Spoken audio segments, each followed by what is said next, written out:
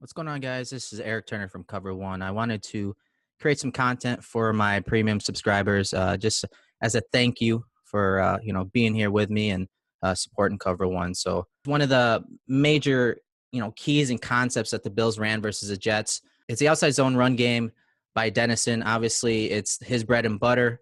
There were very good plays this past weekend that were executed by Shady and Mike Tolbert, but there are also some bad ones. So I want to set it up for the season, show you what's good, what's bad, so that you can keep an eye on it going forward. All right, so I pulled some clips from the game against the Jets, and I just wanted to go over a few of them with you. And you'll see on this play from Mike Tolbert that he does bounce it here. So there's three reads: a bounce, a bang, and a bend. And this is a bounce. It's not something that usually works. Outside zones are actually meant to cut up inside, like up in here or even back behind the center. So a lot of times you'll see the running backs do that, but on this play, you'll see there's no edge player. And the first read for outside zone any running back is if there's no edge player, if there's no end man on the line of scrimmage right here, this is an automatic bounce. And you'll see him bounce it here, and he gets a really good gain, runs over the defensive lineman. A really nice play. I don't know what happened here. It looks like the Jets weren't set. You have a lineman over here. Looks like Elam out of place, and Tolbert does a really good job of bouncing it. And you can see Tyrod even points it out for him. Hey, make sure you bounce it here. All right, on to the next play. See the Bills in I formation here, 21 personnel, and they're going to run outside zone to the weak side. Now, the read typically happens by the third step. So by the time that Tolbert takes that third step, he's got to know where he's going to be, bouncing it, banging it, or bending it. And on this play to the weak side, you'll see he makes that cut right there and gets downhill. But what's great about this is, again, it's meant to bang up inside. It's meant to be an inside run. Is the cutback here, and it's considered a bend because you'll see the center here. He bends back behind the center and the guard. Really good gain on this, and he finishes the run on the rookie Jamal Adams. So here we have another outside zone to the weak side. Bills are in 12 personnel, and Shady runs it to the right, and he makes a nice cut back inside off of the blocks by Incognito and Cordy Glenn. These backside blocks are going to be really important on these runs because, again, this is meant to cut back. And you'll see Richie just maul that guy, and Glenn climbs and gets to the play side and seals him and opens it up for Shady there. Really nice play.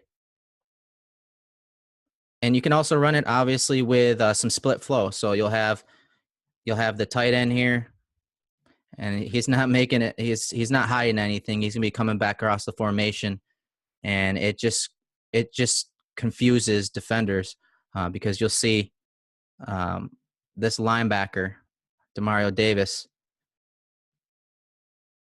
You'll see him kind of hesitate and allow Richie to get up inside and seal that hole. So he basically took himself out of the play, and this happens a lot because a lot of these plays are made to look similar. The coaches said that all summer. A lot of these plays, and this offense is difficult to defend because a lot of these plays look similar.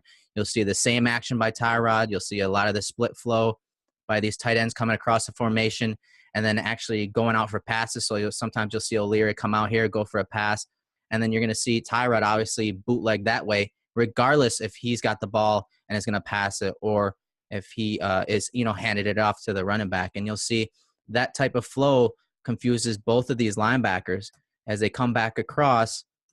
They take themselves out of place. So now Tolbert, all he has to do is bang it up inside, and he does a really good job of setting up this block here. Really nice. It looks like he makes Wilkerson think, because Wilkerson has his outside hand free as he's supposed to.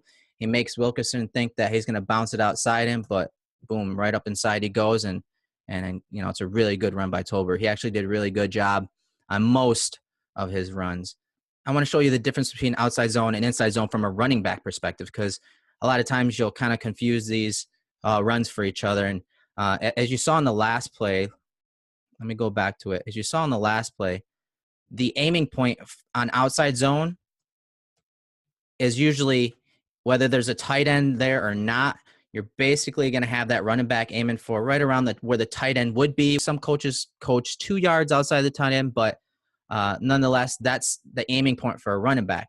Now, it's a little different when you get into inside zone, and you'll see here on this next play because Tolbert does a really good job of getting downhill on this inside zone, and this is obviously creating inside zone is going to create a lot more movement up the middle, and you'll see Tolbert do a really good job, but the footwork's different. You'll see him open up.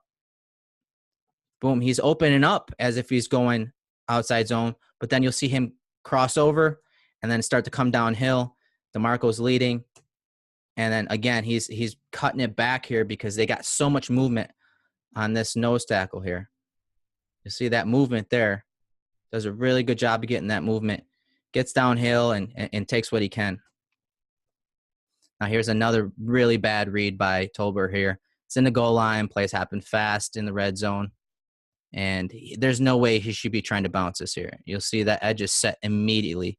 And, I mean, that end man on line of scrimmage right there, he's just set so wide. There's no way that Tolbert should bounce this. But he does, and he loses 6 yards. Now, you got to minimize your losses. This is a play he should just hit up inside here and get what he can. But instead he bounces it, loses 6 yards, and that drive obviously ended very badly for the Bills. Another outside zone here out of 21 personnel to the field. It's a really nice edge set by number 95. I believe that's Martin over here. Really nice edge set. Doesn't let Shady bounce that. But Shady needs to know by what? His third step, right? 1, 2, 3. He needs to know that I need to get right up inside here.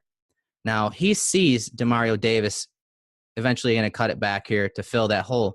And he doesn't want to take a big hit, and it's Shady. So he has elite talent to bounce it at times. But on plays like this, you want to see him just get up inside there, get his head down, not try to take a big hit and get what he can. And this play actually was called back on a hold, another weak side zone run to Tolbert. And hesitation, you'll see the hesitation right there. He really should probably be getting right up in here. Let's see here. He should be coming right back here. It's quite the bend.